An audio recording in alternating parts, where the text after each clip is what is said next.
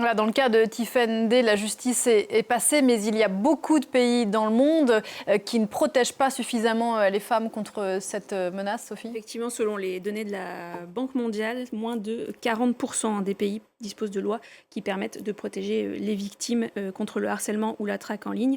Ça fait 44% des femmes et des filles dans le monde, 1,8 milliard personnes qui n'ont pas accès à une protection juridique. On le disait d'ailleurs tout à l'heure, c'est pour ça, entre autres, qu'il y a beaucoup de femmes qui ne dénoncent pas les violences dont elles sont victimes.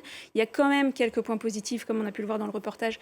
En France, ça avance un petit peu. On a une nouvelle loi qui a été présentée hier par Aurore Berger, la future loi cadre sur les violences faites aux femmes, qui comporte 53 mesures qui visent à mieux former, mieux détecter, mieux prévenir et surtout mieux sanctionner effectivement les violences à l'encontre des femmes.